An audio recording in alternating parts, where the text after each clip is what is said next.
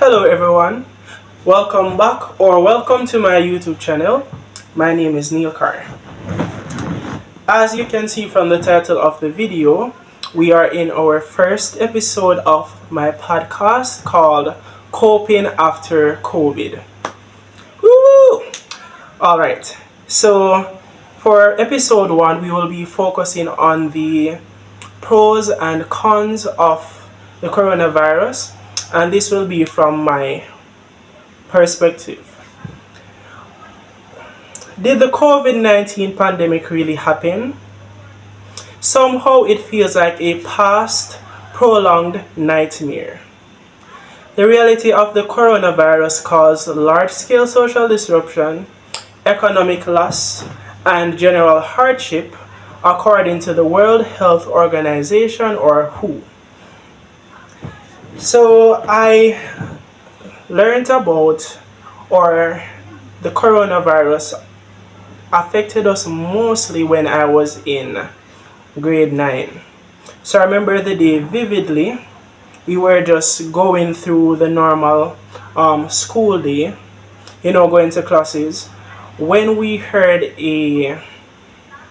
an announcement over the speaker saying that school will be postponed due to the COVID-19 virus reaching Jamaica. So that day, most of my schoolmates, they were happy that school was going to be postponed. But on the contrary, I was sad because I would have missed school, to be honest. It's kind of crazy, but that's the truth. And it had to do with what I was doing at the time. So I actually enjoyed my lessons, and as well I was in choir, and we were also doing JCDC at the time, which is a singing competition. Alright, with that being said, let's get into what we'll be focusing on for today's topic, which are the disadvantages and advantages. So looking at the disadvantages first, we have reduced social interaction. The virus also caused less engagement in class activities and increased anxiety of contracting the virus. Now, in regards to the advantages, we have the introduction of digital learning, increased early attendance to classes, and it facilitated self-acceptance. Alright, so let's delve into the disadvantages firstly. So when we would be in our own spaces, and that social distances was being pushed a lot. So we had to be in our own spaces. We weren't allowed to go on the road as regularly as we would have used to go. Alright, so that reduced social interaction, it was bad because people on a whole, we are social beings, and we like to have someone to talk to. We like to be in the presence of others. We don't like to be lonely. Alright, so that reduced social interaction there, it could have caused even mental,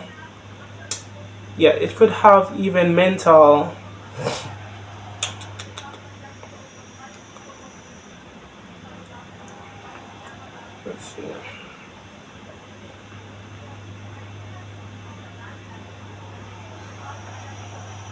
It could have affected us mentally as well, that we don't know of. So in an upcoming episode, we will talk about the mental impacts of COVID-19. Alright, we also had less engagement in class activities for students, and for me specifically. So I mentioned previously that I enjoyed participating in class activities. However, when we were online, I didn't have the motivation to always, open my mic, participate, especially when my other classmates were also silent and unwilling to open their microphones. So I strongly believe that when you engage with the material, and the content of a lesson, you learn even more. So with less engagement, that also causes less learning. And flat out, some people cannot learn online because we have different types of learners. Some are visual, some are audio visual, some are tactile, in which they need to touch and interact, and so on. So it was limited. It had a limited amount of strategies that could be used for those students with different types of learning. Alright, and finally, the final disadvantage here is an increased anxiety of contracting the virus. So when we would watch the news, it was almost as if every day we get an update on the virus is that more people have contracted it.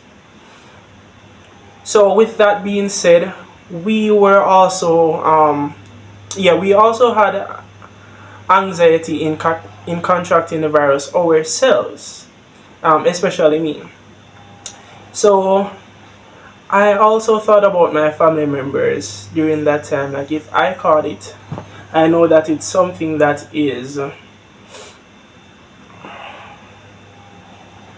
something that is it can be contracted, something that can spread. So yeah, I just remember just sitting there, my heart pounding, hearing the results every day, not knowing if it would come to me or anyone that I know. So with everything that is bad, you have something good as well. So the three advantages we have here are that it introduced digital learning. For me, I had increased early attendance to classes, and it facilitated self-acceptance as well. So with online learning, it was easy to just get up, go on your phone that you're already on every day, and just sign into class and not having to leave the house and go anywhere. So for me, that was really a plus. Yeah, but yeah, that was really a plus because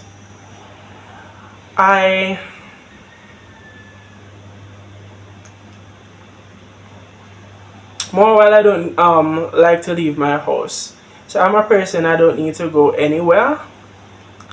And even before and after the whole COVID-19, if I was to attend an event that my friends are inviting me to, I would be like, I have something doing today, something really important.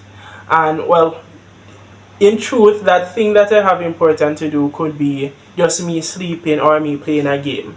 And that's how I love my yard. Alright, so that was really like a good reason for me to just stay home and not go anywhere. So another advantage for me was increased early attendance to classes. So I didn't have to get up, bathe, put on my clothes, and take transportation to go to school. So with all of that I used to do, sometimes I would reach to school late, and I honestly do not like to be late. Those who know me, I was late a lot of times in high school. However, I didn't like it one bit. And even now I have improved in reaching school, work, and different events and places on time or early. So yeah, cheers to me. So yeah, that's the increased early attendance for me, because I could just wake up, brush my teeth, even lie down back and just log in to class. And the final advantage for me was that it facilitated self-acceptance. So when you are in a space by yourself, All right, and you aren't really speaking to a lot of people physically. You aren't seeing them. You aren't able to touch them and read their body languages and so on. You're locked in, and you have a lot of personal space. So with you being you, if you have some things that you don't like about yourself, over time you have to learn how to accept them, because you're with yourself 24/7, and you're the man in the mirror. When you look in the mirror, you're seeing yourself. So for me specifically, and I am visualizing like as a night back then during the whole pandemic, a night where I was just by myself, and I had to just accept many parts of me that I didn't like before. I had to just accept it, because at the end of the day, I cannot want others to, love those parts of me that I despise. Like it doesn't make any sense at the end of the day. Because if I seek approval from family, friends, when they aren't there and I'm with myself, those insecurities will come in. So yeah, that was really a plus for me, that I accepted a lot of things about myself during that period of time. Alright, so if you have watched up to this point, please like, share, comment, turn on the post notification bell, and let me know as well in the comments your experiences during this time. What are some of your advantages and disadvantages that were posted by the coronavirus? Once again, my name is Neil Carr. Thank you very much for signing in into the first episode of the Coping After COVID podcast. Do have yourself a wonderful rest of your day. Signing out.